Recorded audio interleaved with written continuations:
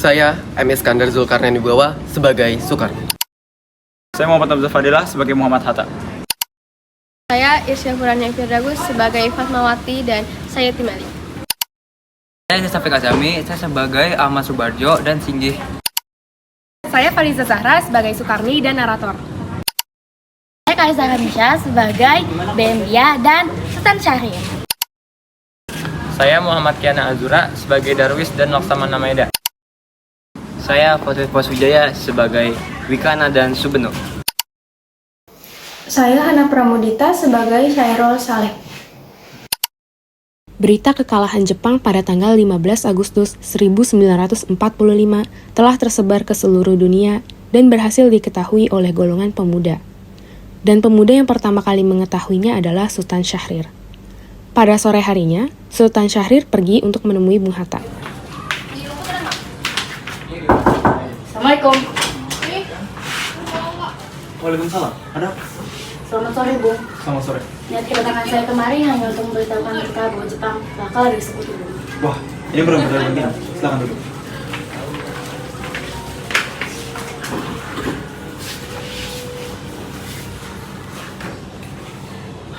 Terkait berita tersebut, bukankah radio milik Indonesia telah disita oleh Jepang? Benar, Bung. Tapi kami mendengar berita tersebut dari radio gelap milik kami. Wah, berarti ini berita yang sangat bagus. Ya, dan usul saya, di kesempatan seperti ini kita gunakan untuk mempercepat proklamasi kemerdekaan kita. Tapi tanpa campur tangan PPKI sama sekali.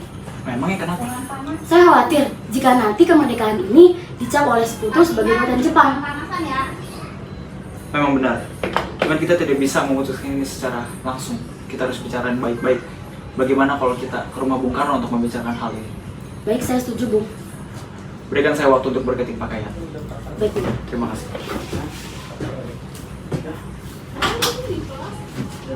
Akhirnya, mereka menemui Bung Karno yang saat itu menjabat sebagai Ketua PPKI. Assalamualaikum Bung Karno. Waalaikumsalam. Selamat sore Bung. Sore, ada apa gerangan Bung Hatta? Saya kesini untuk menyampaikan sesuatu yang penting. Silakan masuk. Terima kasih Bung.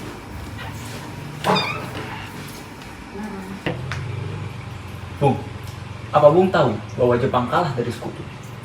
Ya, saya tahu. Tetapi saya masih belum yakin dengan berita tersebut. Bung Karno, apakah kita bisa memproklamasikan kemerdekaan bangsa kita ini secepatnya, tapi tidak dengan campur tangan PPKI?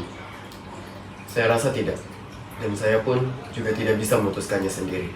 Tapi Bung, jika kita tidak segera bertindak, maka kemerdekaan negara kita ini akan terhambat. Saya tetap pada pendirian awal saya, Bung Syahrir. Baik, kalau begitu mau Bung.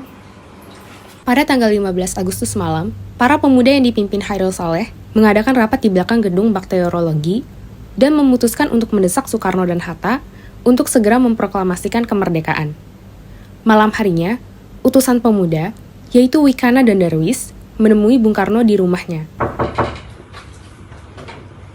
Assalamualaikum, selamat malam. Waalaikumsalam. Nak Darwis dan Wikana, ada apa? Kami ingin menemui Bung Karno, Bu.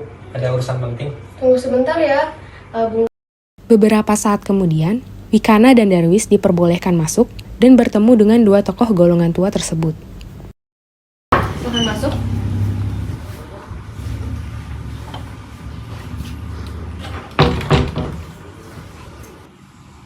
Selamat malam Bung. Malam. Silakan duduk.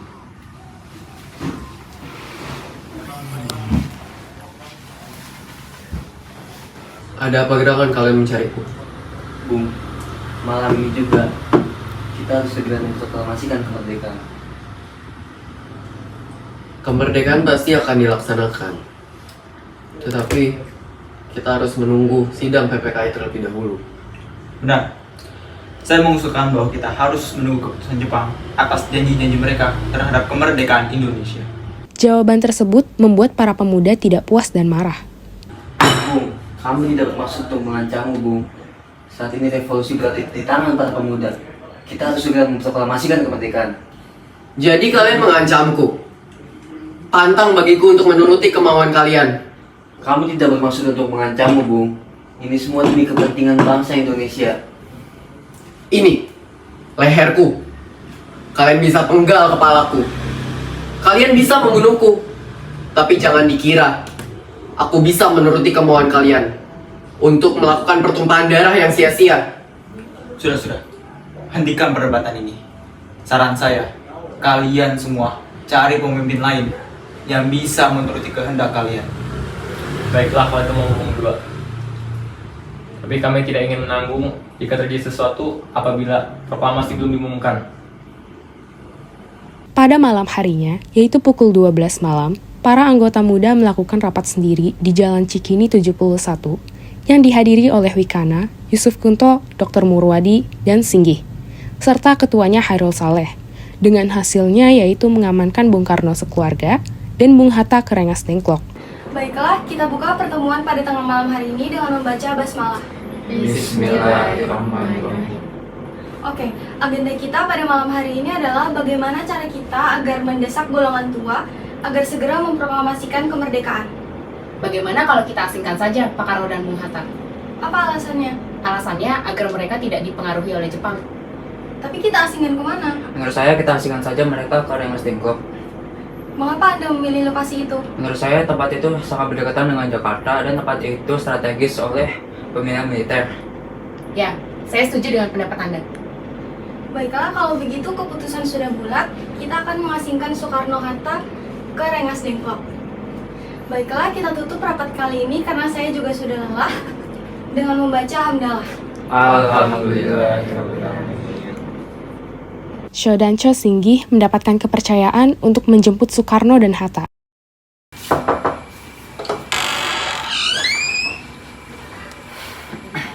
Selamat malam, Bung. Malam. Ada apa malam-malam mencari saya? Saya ditugaskan untuk mengamankan Anda sekeluarga untuk menuju ke Rengas Dengklok agar terhindar dari pengaruh Jepang. Bagaimana kalau saya menolak? Maaf, Bung, bukan waktunya untuk berdebat. Kondisi ini sedang darurat. Saya mohon Anda ikuti kami segera. Baiklah, tunggu sebentar.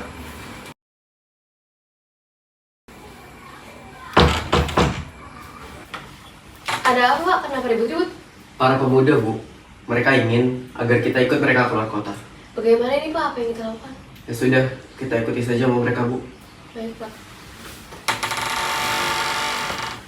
Kemudian, Bung Karno, Ibu Fatmawati, Guntur, dan juga Hatta dibawa ke Rengas Dengklok. Sesampainya di Rengas Dengklok, terjadi perdebatan antara golongan tua dan muda. Jadi apa yang kalian kehendaki? Kami tetap menginginkan kemerdekaan secepatnya, tanpa campur tangan Jepang, Bung. Tidak bisa begitu. Kalian tidak bisa menghendaki semua ini sendirian. Kami tetap memutuskan dalam sidang PPKI. Tidak bisa, Bung. Kami menolak itu. Itu sama saja kemerdekaan oleh pemerintah Jepang. Kau menentangku? Hah? Kalian terlalu gegabah, naif. Tidak seperti itu, Bung. Sekali lagi, ini adalah kesempatan emas bagi kita.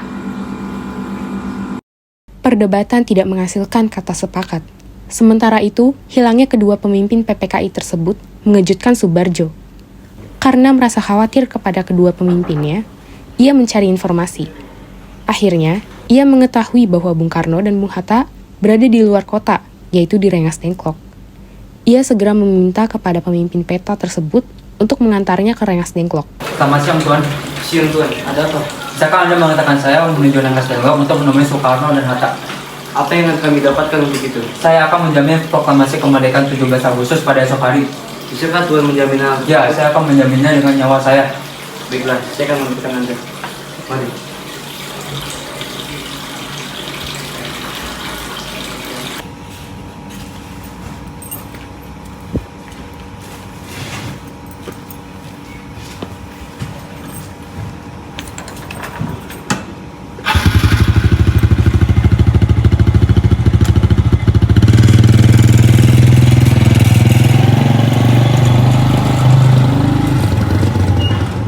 Pada senja 16 Agustus 1945, ia berhasil menemui Bung Karno dan Bung Hatta. Begitulah, Bu. Permisi, Bung. Ada apa ada ke sini? Bung, saya temukan informasi bahwa Jepang telah menyerah secara resmi. Kita menyerahkan situasi vacuum of power. Jadi begitu situasi sekarang. Kita harus segera mengambil tindakan. Kita harus kembali ke Jakarta, Bung. Saya telah menjamin kepada pemuda agar mengenai proklamasi kemerdekaan. Jika begitu situasinya, kita harus segera merumuskan kemerdekaan secepatnya. Tapi, di mana kita menulis teks proklamasi ini? Menurut saya, ke rumah Laksamana Maeda, karena itu teman baik saya. Ya, benar. Laksamana Maeda ini juga termasuk perwira tinggi Angkatan Laut di Jepang. Menurut saya, kita menulis teks itu, kita akan terjamin aman. Tanpa berpikir terlalu lama, mereka berangkat menuju rumah Laksamana Maeda yang terletak di Jalan Imam Bonjol nomor 1 Jakarta. Tidak lama kemudian, mereka sampai di rumah Laksamana Maeda. Selamat malam. Malam, ada apa tuan-tuan ke rumah saya? Apakah ada masalah besar? Maaf, mungkin kedatangan kami mengganggu waktu istirahat Tuan. Begini, kami izin untuk meminjam rumah Tuan untuk merumuskan teks proklamasi. Baiklah, saya akan meminjamkan rumah saya. Saudara-saudara sekalian bisa memakai lantai pertama, saya akan menuju ke lantai 2. Lalu, bagaimana dengan para pemuda ini? Biarkan mereka di beranda sana untuk menunggu. Kalian tetap di sini. Siap, Bung. Menjelang dini hari, 3 orang pemimpin PPKI merumuskan teks proklamasi di meja makan. Baiklah, kita mulai saja. Saya akan menulis. Bagaimana kalau kita bikin teks proklamasi ini dengan singkat? Saya setuju dengan usulan Bung Hatta. Bung Ahmad, apakah Anda masih ingat dengan Piagam Jakarta, yaitu bab pembukaan UUD 45? Saya masih ingat, tapi tidak sepenuhnya. Isinya yaitu kami bangsa Indonesia mengakui kemerdekaan Indonesia. Seperti itu, Bu. Baiklah, itu kalimat pertamanya. Bung Hatta, apakah ada tambahan? Ya, menurut saya, pada teks kedua teks proklamasi ini adalah hal-hal yang mengenai pemindahan kekuasaan dan lain-lain diselenggarakan dengan cara seksama dan dalam tempo yang sesingkat-singkatnya. Baiklah. Selesai menyusun, ketiga tokoh itu menuju serambi depan untuk menemui para hadirin yang ada. Saat itu, waktu sudah menunjukkan pukul 4 pagi. Lalu, ia membacakan hasil rumusan teks proklamasi yang saat itu masih berupa konsep. Bagaimana? Apakah kalian setuju dengan konsep rumusan ini? Setuju, Bung. Baiklah. Sayuti, tolong ketikan teks proklamasi ini sesuai dengan tulisan tangan saya. Baik, Bung.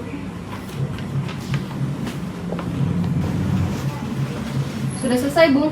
Bisa dikatakan naskah ini bersifat otentik bila sudah ditandatangani. Baiklah, mari saudara-saudara, kita tanda tangani naskah ini. Ya, seperti Declaration of Independence, seperti Amerika. Tapi ini Indonesia, Bung, bukannya Amerika. Bagaimana kalau 2 orang saja tapi atas nama Indonesia? Itu Bung Karno dan Bung Hatta. Lalu, di mana kita memproklamasikannya? Bagaimana kalau di lapangan di Kadar? Saya keberatan, karena akan ada kemungkinan adanya gangguan dari Jepang. Bagaimana kalau di halaman rumah saya? Pukul 10 pagi. Kami semua setuju, Bung. Bem dia, tolong sebarkan teks ini ke seluruh Indonesia. Ya, baik, Bung. Keesokan harinya, tanggal 17 Agustus 1945, di kediaman Soekarno, pembacaan teks proklamasi kemerdekaan Indonesia dilakukan oleh Soekarno yang didampingi oleh Bung Hatta dan dihadiri oleh beberapa tokoh nasional. Saudara-saudara, dengan ini kami menyatakan kebulatan tekad itu, maka dengarkanlah proklamasi kami. Proklamasi. Kami, bangsa Indonesia, dengan ini menyatakan kemerdekaan Indonesia. Hal-hal yang mengenai pemindahan kekuasaan dan lain-lain diselenggarakan dengan cara seksama dan dalam tempo yang sesingkat-singkatnya. Jakarta, 17 Agustus 1945. Atas nama bangsa Indonesia, Soekarno, Hatta. Demikianlah saudara-saudara, kita sekarang telah merdeka. Tidak ada satu ikatan lagi yang mengikat tanah air kita. Dan bangsa kita, mulai saat ini, kita menyusun negara kita, negara merdeka. Negara Republik Indonesia merdeka, kekal, dan abadi. Insya Allah, Tuhan memberkati kemerdekaan kita itu. Merdeka! Merdeka!